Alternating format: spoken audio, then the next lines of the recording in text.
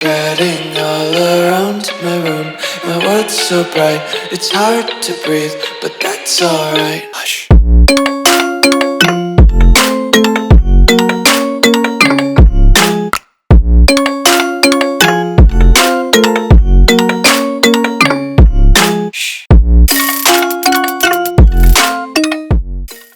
What's going on, guys? Welcome back to another video here on the World of Juice channel, and welcome back to another episode of the New England Patriots 10-year dynasty. This is episode number 9, season number 9, and we've only got one episode left after this, the finale episode, episode number 10. Luckily for us, we have already established ourselves as a very good football team. We've won 2 championships in year 6 and year 7. Unfortunately, in year number 8, the three-peat fell a little bit short. So in year number 9, I'm hoping we can get back to the Super Bowl again for the 4th straight year and then win our 3rd title. 3 out of 4. That's a dynasty. Let's do it. If you go on to enjoy, hit that like button, subscribe to the channel, join the Juice Club, and let's go see if we can get back to the mountaintop. So here we are at the 2032 season. Year number 9 is about to begin. And we are going to take a look at this team. I mean, we've got Drake May. We've got Daryl Bone. We've got Langford. We've got Holloway, I guess. We've got Minor, who is everybody's favorite prospect. Chris Olave. We've got 2 great tight ends. The offensive line is pretty good. We don't have a left tackle anymore, but maybe we do. Or we could just move Green over to left tackle, and maybe that's the thing that we do. I don't even know. I have no idea. And then on the defense, do you even have to wonder if the defense is good? I mean, come on. We've got the greatest middle linebacker to ever play in Kareem Biddle. He's 28 years old. He's got the cowboy collar. That's how you know he's a good linebacker. If you got a cowboy collar on, you're a good linebacker. Doesn't matter what your skills are. Doesn't matter what your ratings are. If you got a cowboy collar, you're going to be a good linebacker. So he's a stud. I mean, look at these. 85 agility for a linebacker is crazy. 93 speed. He's got 91 block shot. I mean, this dude's a freak. He's a 99 for a reason. He's a 99 X Factor for a reason. And then we've got John Hess, who is also a freak, but he's only 25. He's going to continue to get better. 97 power moves. I didn't even realize he had 97 power moves. That is unbelievable. And we could probably even stand him up a little bit and have him as an edge rusher with that 90 pursuit. His block shed is... Where's his block shed? His block shed's only 73, so he's not the greatest pass rusher in the world, but he will get to you. He's got 89 strength. He's a good player. He's a very, very good player, and he's still super young, so he's going to continue to grow. He might be a 95, 96 by the end of the season, depending on how good of a year we have. The cornerback room is great. The safeties are great. The linebackers are great. The defensive line's great. Everything's great about this team. Everything is great about this team, and I think I have come to the decision to make Paul Green the left tackle for the final 2 episodes. We will just go and do that right now. He's got superstar development. It's hard to keep him away. Basically is what I'm thinking. He does go down to a 79, but it's still higher than Knight. So if he has a good year, he'll stay as a good player, and he'll continue to grow up. I mean, Fisher's an 80 overall, so it's not that much of a difference. The tackles are a little bit slightly weak in terms of the overall, but they've got good depth traits, and if we have a good season, we can really get them to grow.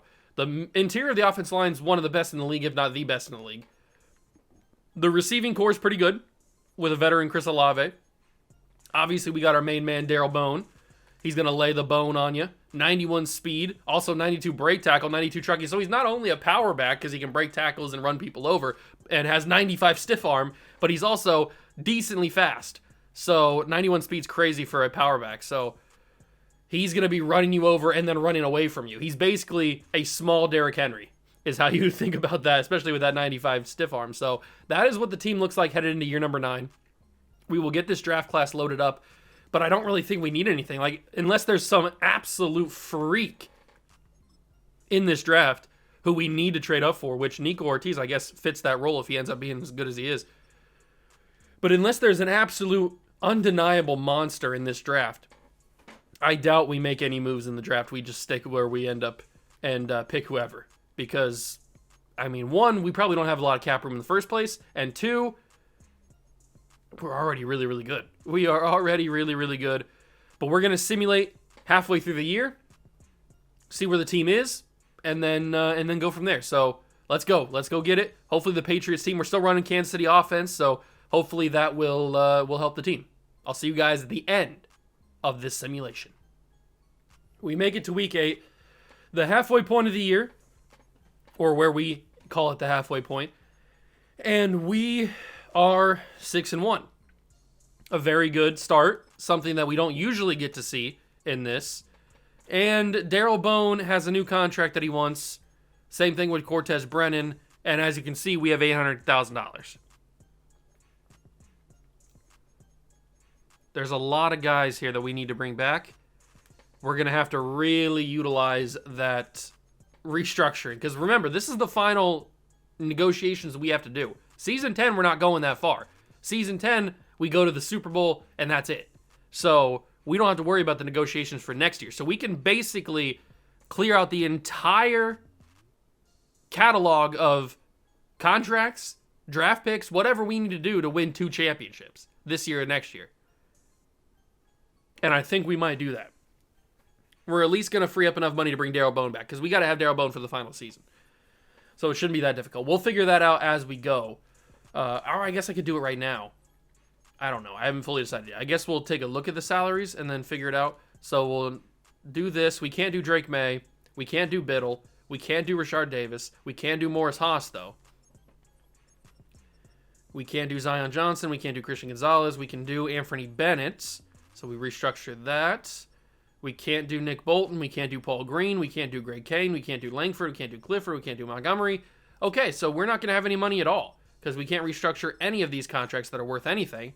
And then the ones that we can restructure are not going to be worth restructuring because they're not going to free up near enough money to be able to matter. So we actually lost money on that restructure. Now we have minus $3 million. So it looks like we're going to be trading some guys for the final season. So we need to win that 3rd championship this year, or we're going to be crying in our pillow. So let's keep simulating here. Get to the good stuff. Get to the national focus and all that kind of crap. We beat the Colts. That's nice to see. We're 7-1. We're having a really good year. I'm assuming Drake May's having a really, really good year if we're winning all these games. We also beat the Chargers as well. Could this be the year we get the 1 seed in a dominant fashion? I'd love it. There's John Hess getting another upgrade point, as I'm expecting him to. We get to week number 10, taking on the Seahawks.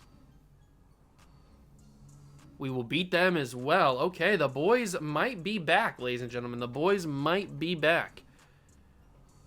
We will end up with a victory over the Browns as well. Are we going to have 1 loss this year? I know it's still a lot of football to be played, but there's a possibility we have 1 loss at the end of the year. We will take on the Miami Dolphins before we get to week 13, which is, funny enough, the bye week. And we do finally lose another game. So we lose 2 games before our bye week. 53 out of 53-man roster that cannot free up enough space is kind of annoying. We cannot free up enough salaries and restructures. But 10-2. 10-2 is very, very awesome. Very, very awesome. Very, very awesome. It's a really, really good record at this point in the season. Nico Ortiz is the top player in this draft. I have to scout him. I have to know how good he actually is. I also want to scout this Jay Short guy because he could be really, really good. And I got to scout this. Actually, I can't scout this corner because we already have him as the national focus. So we don't need to worry about corner. There could be some wide receivers on the board. There could be some tackles actually on this board that we might consider. I still don't know what our draft capital is going to look like because I don't remember. We might as well go center. Center is always more valuable anyway, because centers are more flexible to move around on the line in Madden than tackles are. So those will be the 3 guys that we scout, and we'll simulate this bye week just for the sake of it. And then I will cut to the end of the season. But first, we are the clear number 1 seed. Everybody else is really far behind. Not really far behind. I mean, the Ravens have 8 wins. The Bills have 8 wins. So they're only 2 games back. But if we can win a couple more games, we can clinch not only the division, but the number 1 seed in the AFC side of things. And Drake May is having a really, really good season. He's 2nd in the league right now in both yards and touchdowns by a big mile. Leonard is next, but he's only got 21 touchdowns. And then you've got Daryl Bone leading the league in rushing yards. So we are having a really good offensive season. which is nice because that's what I expect us to do. But we will find out if we can clinch this number 1 seed. I will see you guys at the end of the 9th season. We've made it to the end of the 9th season, and we went 14-3. So unfortunately, we did suffer another loss, but we were able to maintain the number 1 seed by a good margin, by 3 games over the Ravens at 11 wins and also the Texans at 11 wins. So we were able to hold that number 1 seed all the way throughout. Drake May ends up finishing second behind Wiener, or I guess it could be Weiner, but I'm going to call him Wiener, for the Pittsburgh Steelers, who had 4,800 yards. He looked like he had a really good year for the Pittsburgh Steelers. I don't remember where they finished. I didn't check. But Drake May, talk about really good seasons. This is MVP caliber right here. 4,700 yards, 47 touchdowns, and 4 interceptions with a 73% completion percentage. Are you kidding me, Drake May? Are you kidding me? That's a phenomenal season. Darrell Bone had a great year as well. 1,000 yards, 14 touchdowns. I mean, as you would expect, he's the Bone Man. Then you've got 2 1,000-yard receivers and another 2 that were very, very close, including Holloway, who got ultra close. But Olave, who's the 4th wide receiver on this team, or maybe the 3rd wide receiver on the team, but a very old veteran at this point in his career, with 1,100 yards and 10 touchdowns. He might be in the slot. That might be why he's getting the reps that he's getting.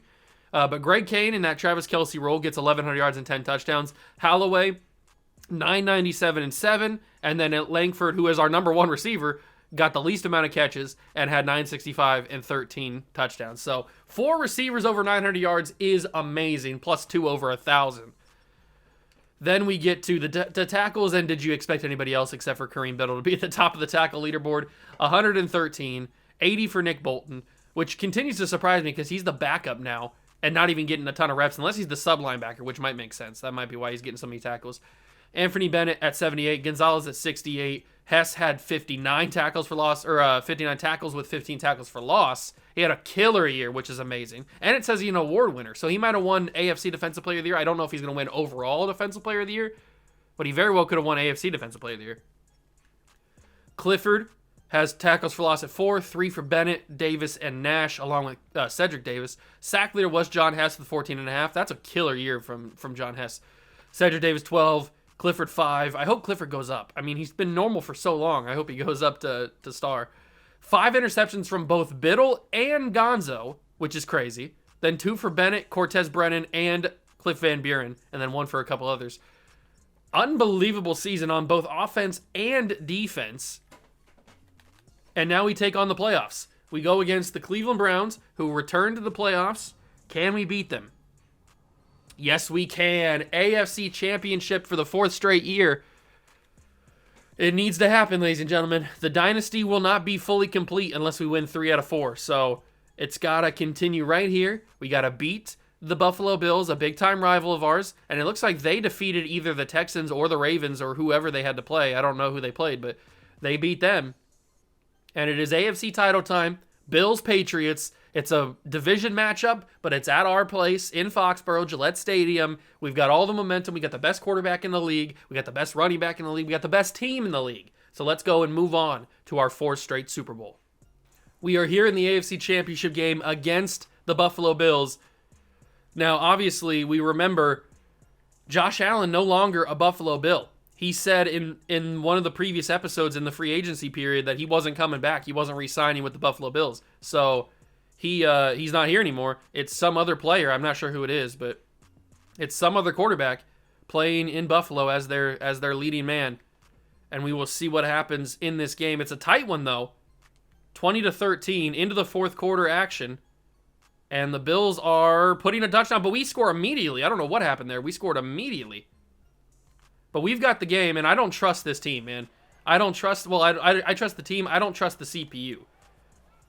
I'm going to get in here, and I'm going to take as much time off the clock as possible. We lead 27-20, and we've got Darrell Bone. That's all you need. All you need is the Bone Man. And when you have the Bone Man, he's going to drop bones on people. We do have to snap this, unfortunately, one more time before...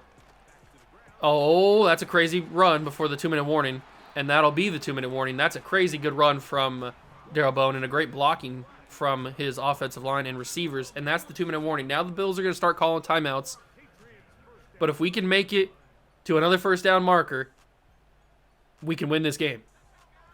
We can absolutely win this game. And they're going to be ready for the run immediately there. Even losing a yard, unfortunately. Are they going to be ready for the run every single time? Because that's going to be very annoying if they are. I need to get a bunch of yards on this carry, and it looks like I'm going to. Darrell Bone is even going to get the first down. Stiff arm! That 95 stiff arm came into effect. He gets the first down, and that might have just ended the Bills' season right there. On a Darrell Bone handoff and a stiff arm.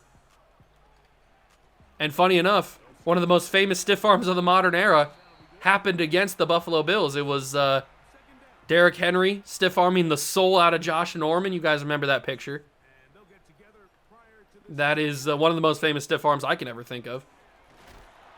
In the modern era, at least.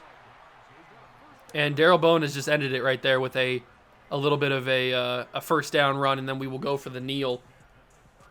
We survive.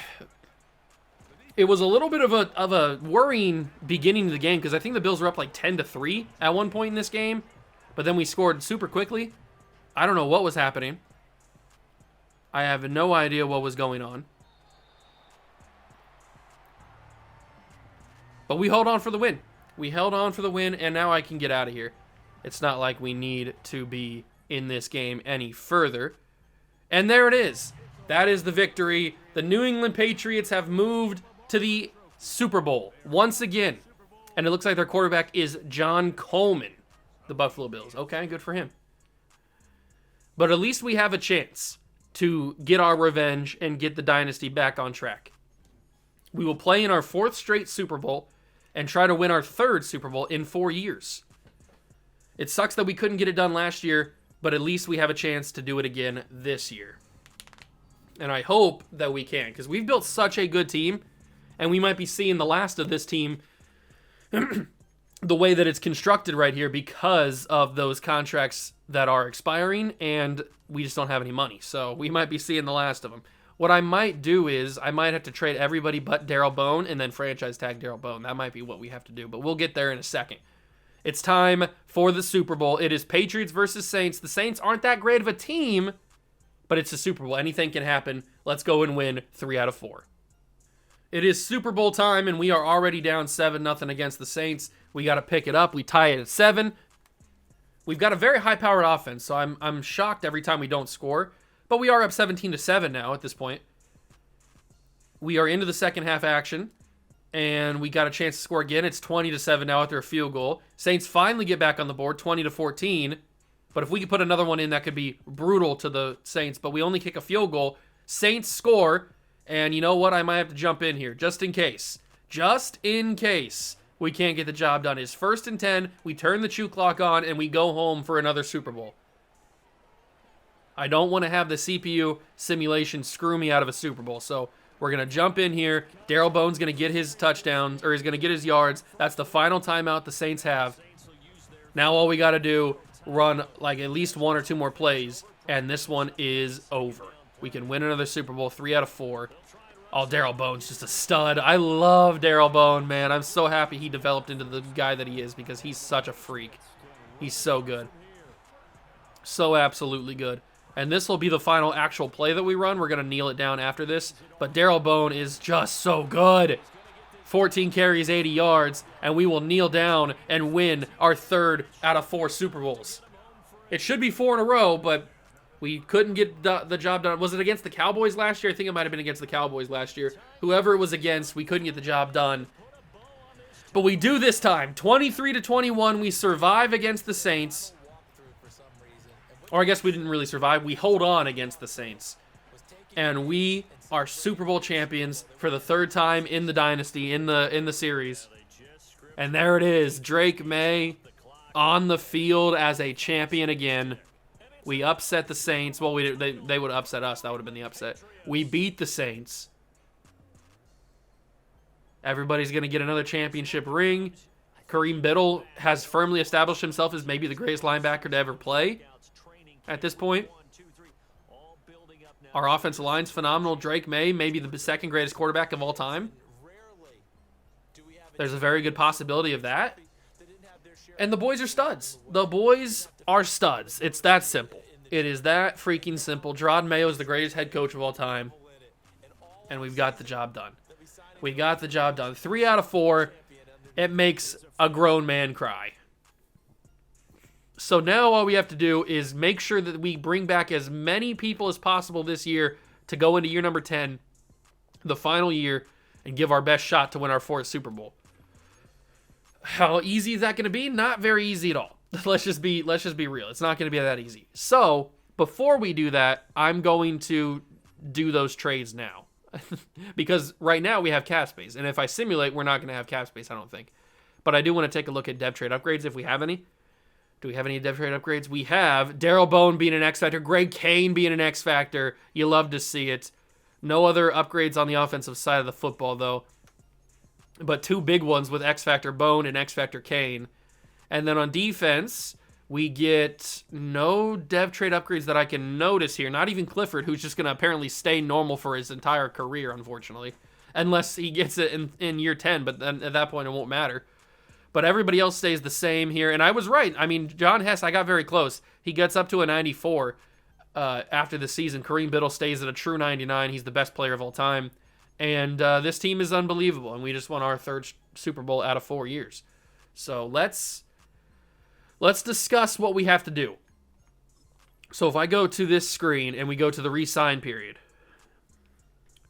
Darrell Bone, we are going to franchise tag. Cortez Brennan, we just can't pay that. We're going to have to trade him. Unfortunately, I don't want to, but we're going to have to.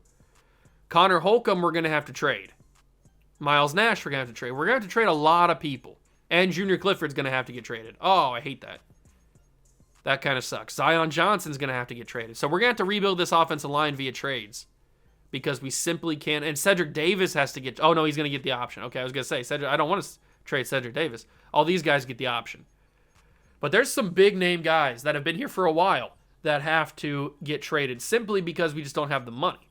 So we're going to keep Darrell Bone, or Darrell Bone, however you want to say his name. I've been calling him Darrell Bone, but however you want to say his name. We're going to keep him. But everybody else has got to get got, especially Mr. Cortez Brennan.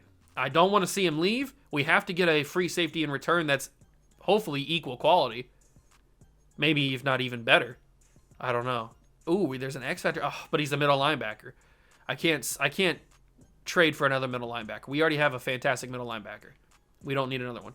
Let's go through the free safeties and see who is available that we could trade for. So Derek Elliott, although he has a lot of cap hit to his name, is not a viable option. Let's see. Who else? It's going to have to be somebody along those lines, though, that hasn't... Probably somebody who hasn't gotten their second contract, unless RJ Holloway is the guy. That would not be bad. He's 24 just like him. He's got an extension, but it's not a very expensive extension. That is already into the yellow. And like I said, we can dump every draft pick we have into these trades because we're not going to be in 2035, so we don't need these draft picks. These are just wasting space when we can use them to get other players that are going to be here and help us win championships. So we will send a 2nd round pick over. It's not going to do anything. I only have a 1st and a 2nd in 2034 because I traded everything else. I might have to toss another player. Is Seawright? Did I move him to fullback? Why is he a fullback? I might have to trade another player that is that needs a new contract. Zion Johnson, I think I can get something else for him. Maybe I can toss Greg Stanley in this trade, and that would work. It does get a little bit closer, but it doesn't really work. They need a center, so I thought maybe that would work. I could toss Junior Clifford in this trade. I don't want to trade Junior Clifford, but I might have to. Oh, they can't do that because that would take over their salary cap. So it has to be draft picks, I think. It has to be draft picks. I can give them a 4th from this year. That is not going to do it, really. I guess I can go to a 3rd next year, or a 3rd in 2035. I'm trying to hold out for a 1st round pick. I don't really want to give them a 1st round pick because I think the 1st round picks are going to be used in a bigger trade.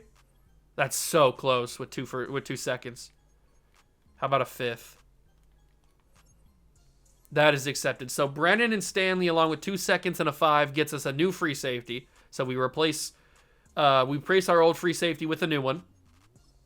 And then we will make some more trades. So let's Can I... Did that free up any money? Can I go and re-sign Bone now? Re-sign. Okay, now we have negative $14 million. So we are... I might not even have enough money to be able to bring back Bone. I want to be able to franchise tag him. I don't know if I'm going to be able to. So we've got to get rid of... Who's next that we have to get rid of?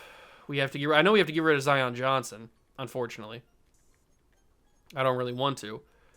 But it's the thing that we have to do. So we have to get rid of him and bring back a new left guard. Somebody that's on a cheap deal that would be pretty solid. Jackson Powers Johnson's not expensive. Not Mike Yates. Not you, not you, not you. All of these guards are going to be on their next contract, and they're going to be expensive contracts, unfortunately.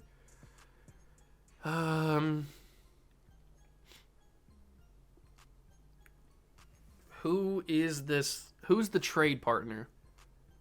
I guess we could downgrade slightly with a rookie, like Jerry Virgil.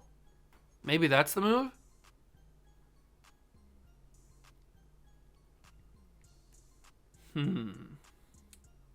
That wouldn't be the worst thing in the world. I know we're going from an 85 to a 77. Maybe that is a worse move. I don't want to go down that far, I don't think. I think the lowest I'd probably trade for is like an 82. I don't want to go down super far. Vogel's too expensive. Steven Goodwin is a superstar development, but he's only a 77.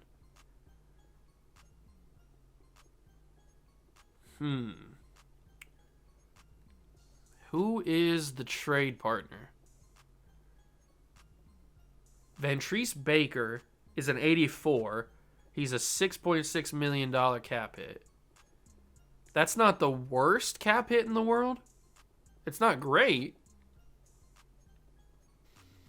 But there certainly are worse cap hits. Maybe this Quentin Webb dude's not going to be that bad. It's only an 80. It's only 85 to 80. Who was that other team that I just said? Here it is. Ventrice Baker. This might not be that bad of a trade. It's only a 1 drop-off, like a 1 overall drop-off. Star development from start of... Zion's got star, I think, right? Yeah, star development for Zion. It's not that big of a trade drop-off, but the Packers can't do it because they have no money. Darn it, I didn't see that. Okay, well, that Packer trade is out of the question. Can't do that. So we got to choose a team that has money. And the Texans trade's now out of the window because I just looked down at their cap room. They have way less money. They have no money, basically. None of these teams really have any money. So the trade partner might be just dead. The trade for... We might just have to let Zion go. The trade might just be dead in the water. Because a lot of the teams that have good players don't have the cap room, now that I'm looking at it. I mean, there's barely anybody that has cap room. Jose McAllister. The trade might be dead for Zion. We might just have to let him go with nothing because there's nobody here. I mean, I'd love to get Ron Cole, but he's $13 million. I don't think we can take that. Maybe we can. I don't know. Let's see what the trade is. Okay, that's just not going to work. I don't want to give up too much stuff for that. We could always just go back to this and get Jerry Virgil because the Steelers have money. A little bit of money. They have enough. Maybe I could ask for something else too because I'm assuming that would go through straight up. So maybe they have somebody that's not super expensive. They've got this rookie, Patrick Queen's own X Factor. They've got that dude who's a superstar. I wouldn't mind a little Eric Stovall action, I guess. If you toss these two guys to me for Zion Johnson, that gets very close. I guess I could throw them somebody else who's in need of a new contract. I guess this could be the Clifford trade. This could be where we toss in Clifford. And Clifford goes to the Steelers along with Zion Johnson. We get back 2 players. I think that's fine. fine enough, I guess. And if we go to the adjust the lineup screen, I need to take a look at the re-sign players and see what we're at. So we generate the best lineup here. Holcomb, okay, we're looking good. I really want to bring Daryl Bone back. I really do. I don't know if we're going to be able to, though, unfortunately. The team's looking good. We got Holloway now at the free safety spot. I need to take a look at the re-sign players and see who else needs to get moved. So we go to the re-sign period. We're negative 15 million. Connor Holcomb, unfortunately, does need to get moved. Miles Nash. Man, there's still some big names that need to get traded, unfortunately. These guys will all come back because they're all on options. So we need to trade. We need to trade Connor Holcomb now. Oh, I was hoping that he wasn't one that needed to get traded. Right? He needs to get traded. He's not a accept the option type of guy. No, he's a trade.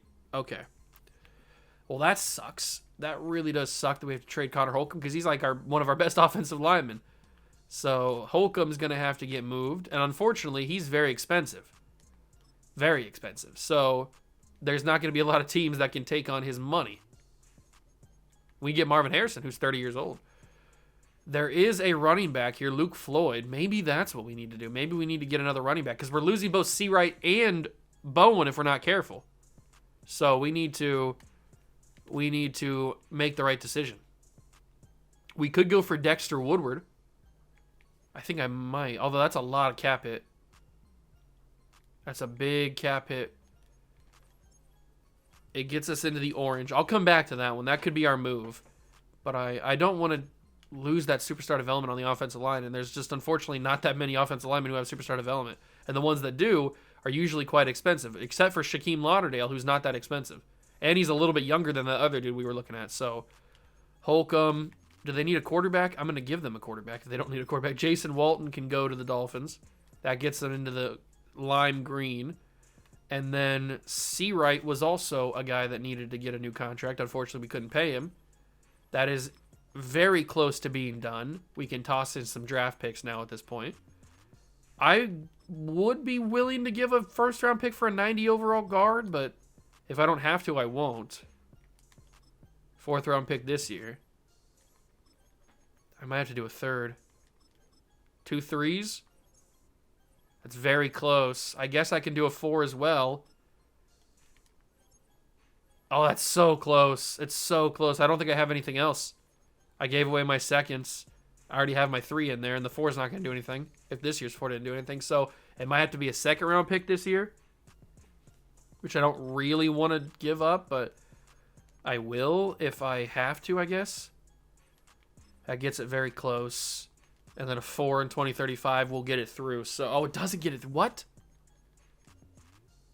I would have bet a lot of money that would have went through. The third round pick does. That's a lot to give up for a 90 overall guard, but at least we have a new replacement at guard, and he's a higher overall. So, that's probably why it took a little bit more to get him. He is now a higher overall player. He goes in and fits right there. So that's perfect. The offensive line, we've managed to keep it pretty good. But Daryl Bone is still looming. That contract is still looming large. And I think Grubbs is also a guy that we have to get rid of, right? I think he's also a guy that we have to get rid of. If we go to the re-sign period, Miles Nash, Newhouse. So a lot of linebackers have to get moved. And then Grubbs and Luke Falk. Oh, so much of our defense is just going to be traded here.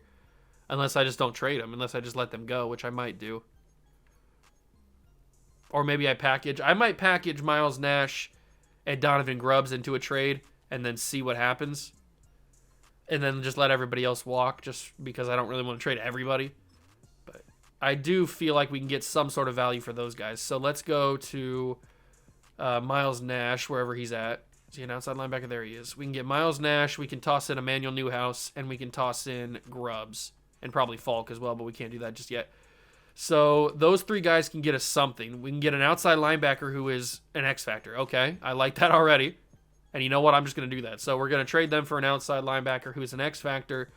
And then I can also trade that other Falk dude. Luke Falk was the one. And then who else needed a new contract? Was it Josh Greer? I can't remember if it was him or not. It might have been him. We'll just toss him in there just because. Just toss him in just because. We can't get anything too crazy for him, except for we can get this 85 overall right guard. Why not? Why not? Because then we might be able to trade that 83 overall right guard, or 85 overall right guard, because we don't need another right guard. We might be able to trade him for a wide receiver. Because we do need a little bit of a wide receiver. We can get Justin Jefferson. What? Justin Jefferson is not that Justin Jefferson. Is he still on the Vikings? There's another Justin Jefferson in the league. That's confusing. Yeah, there is still. There's another Justin Jefferson in the league. That's hilarious. Well, I can get him if I want. Can I? Will they trade him to me? No, they won't. What about if I give up first-round picks? This would be where I'd be willing to give up first-round picks. For Justin Jefferson, are you kidding me?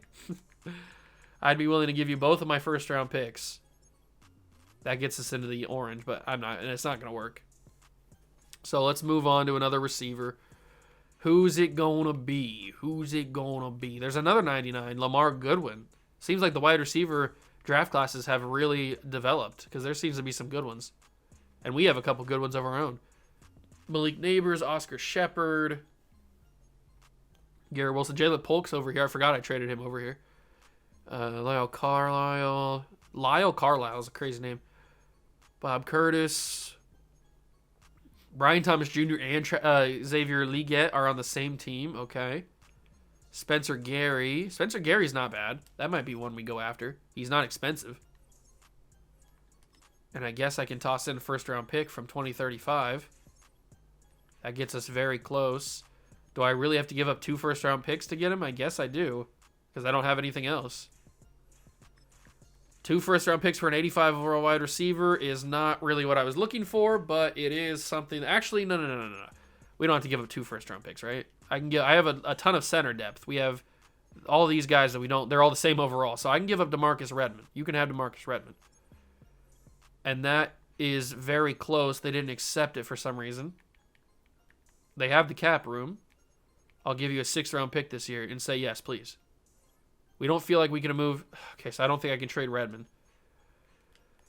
I don't think I can trade DeMarcus Redmond. I can't trade Brent Lacey. He's got superstar development. I guess I could trade Sean Cameron, the rookie. Okay, I guess I can't trade. No more centers. I can't trade centers, apparently. So it looks like it's going to have to be...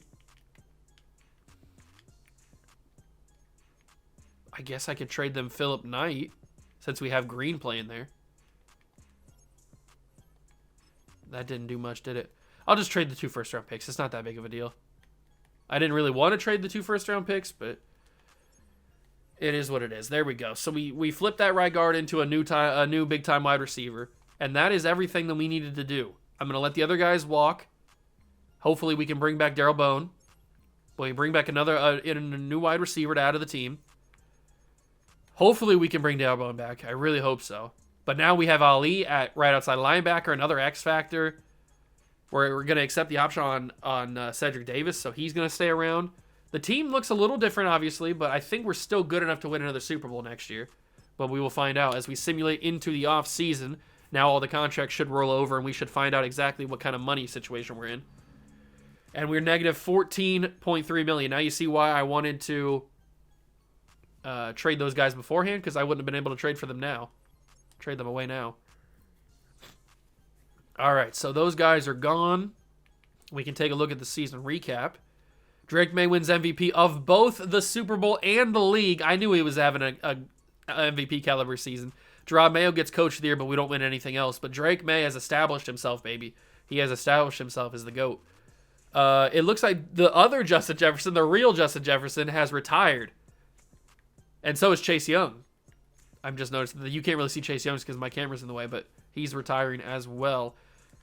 Does this mean that now that the contracts have rolled over and the money is now evened up a little bit, does that mean that I can now restructure contracts again? So we got to accept the option on Cedric Davis, accept the option on Michael Fisher, accept the option on Jaron Holloway, accept the option on Lindsey Stewart. And that is it. So all these 3 guys are going to leave, unfortunately. I don't like to see them leave, but they're going to have to because the only guy that we can bring back is Daryl Bone. At least the guy that I want to bring back is Daryl Bone. I'm going to try to restructure contracts again. I hope it works. Oops, that's not the right thing. I really, really hope it works because I don't have any other idea if it doesn't. So let's get to the team salaries. We need to restructure contracts. We can't do Drake Mays. We can't do Biddles. We can do Rashad Davis's. That's going to be a big one. We can do Haas. We can't do Gonzalez. We can do Anthony Bennett. This might be enough. Can't do Nick Bolton's. Can't do Paul Green's. We can do Holloway, but we just accepted his option, so I don't feel like that's the right idea. We can do Grant Kane. We can do Eric Langford. All right, we're freeing up enough. This might be enough just to offer a contract to him. Let's check. Hopefully that freed up enough money to offer a contract so that we can then get rejected and then... Okay, so we have 5.9. Perfect. So what we can do here is... I guess we could have always just withdrawn the contract offer. Oh, we can't. We might have to do that now. Okay, so let's withdraw the offer. Go out. And then go back in. And we should be able to franchise tag him. We can't. Okay, $17.5 million. Somehow we were able to get Daryl Bone back. That was quite the Houdini act that we had to pull off to get Daryl Bone back. But we were able to keep him back for the final season. I was a little bit worried there, but we were able to do it. Okay, so we get Daryl Bone back. And now we will go to the draft because there's nothing else for us here. We don't have any draft picks next year or the year after, which doesn't matter because we're not going to any of those drafts anyway. We were able to replenish our team, getting rid of guys that were on expiring contracts and then getting guys who have the same talent or maybe even better at some points and fill those spots. Nico Ortiz is a top 5 player. So is Steven Joyner. Why do they have to be top 5 guys? Why do they have to be top 5? I hate the fact that they are top 5.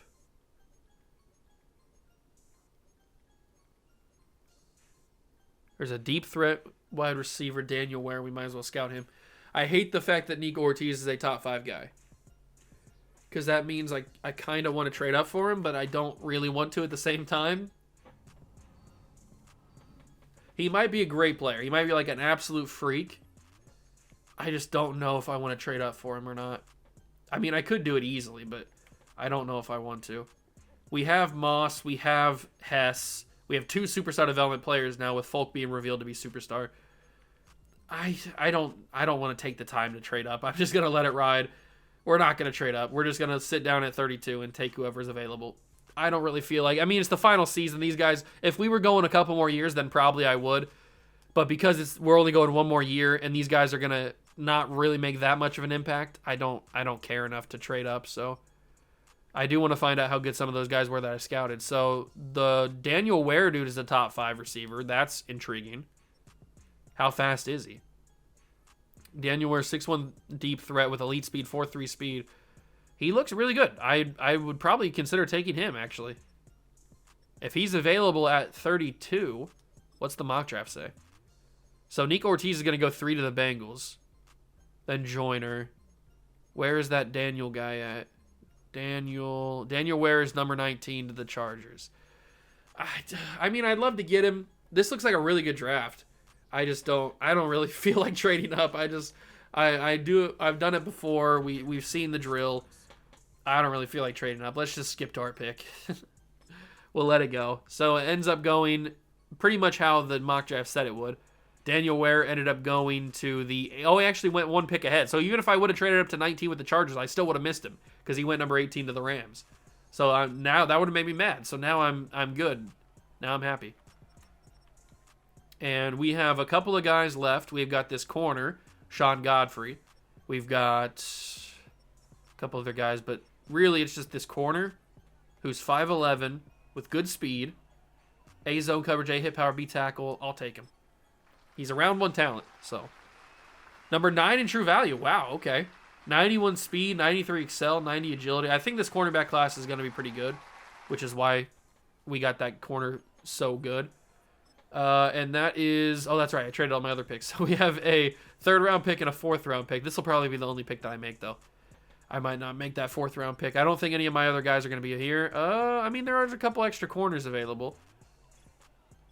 There are a couple extra corners available, but I think we might as well just go to who's got elite speed. So this quarterback actually has elite speed, and we traded away our quarterback. So Bob Warner has elite speed. At 4.42 speed for a quarterback is crazy. He's day 3, but I mean, we're technically on day 3 with actually 2 and 3. So he's he's wearing the full powder blue suit. It's kind of wild, actually. 91 speed for a quarterback is really crazy, with 92 throw power as well. This dude looks like an absolute monster. 6 foot out of Jacksonville State. He's fast and he's got a real good arm. That's a crazy draft pick right there. That is a crazy, crazy draft pick. Not what I would have expected at all. Not what I would have expected at all. So our draft recap, we got 76 overall Sean Godfrey. I'm fine with that. Bob Warner's a 66. Totally fine because he doesn't have to start. We got Drake May. And then they took a couple of other guys with our other picks that we had, and they are all a bunch of bums. But they might have developed traits. Who knows? Although I didn't want to back out there. I want to see the rest of the class and see how good some of those other guys were that we missed out on. So the best player in the class was Keith Ross, the number 1 pick. So this was kind of a buns draft, actually. Nobody over an 80. Nobody even a 79. Nico Ortiz ended up being a 77. He probably would have been a good player, but not worth trading up all that way for. Daniel Ware ends up having 96 speed, 96 excel, 95 agility. He would have been a monster to draft. Absolute monster to draft, but I'm cool with what we have. We got a cool corner, and we got a cool quarterback to back up Big Dog Drake May. And it doesn't even matter that we have a quarterback because those guys aren't going to make an impact because this is the final year and Drake May is going to be a starter no matter what. So it doesn't really matter. That's why I wasn't really too upset about not trading up to those other guys. But here we go. Warner as the new backup quarterback. The offense maybe is even better than what it was last year because we bring in Gary, who ends up becoming the number 1 wide receiver for us, Langford, then Holloway, then Olave. So I like our wide receiver room. The tight ends are studly. The offensive line's great. Quarterback and running back are obviously great. We bring in Ali, who is now a new X-Factor player on the team. He now falls to that outside linebacker spot. Holloway now falls to the free safety spot after we traded for him. Cornerback room looks great. Bennett now ascends to the number 1 cornerback role. Defensive line looks a little bit shaky, but we do have Cedric Davis and John Hess to kind of hold it down. But we'll see how Falk does next year. Hopefully he's not a liability. I mean, he does have that superstar development, so he should skyrocket in overall. And then we have Moss. So I like the team. It's very good in terms of depth traits and really in overalls as well. And we've only got 1 year left. We are 3 out of 4 in our Super Bowl run. Next episode is the final episode. It's year number 10. So if we want to keep the dynasty growing, we've already established the dynasty. 3 out of 4 is a dynasty. So we've already established the dynasty, but if we can keep it growing and make it 4 out of 5, that would be unbelievable. I guess we'll have to wait and see what happens. If you enjoyed this one, though, leave it a like, subscribe to the channel, join the Juice Club. Thank you so much for stopping by and watch. I truly appreciate it, and I will catch you guys in the next one. Peace.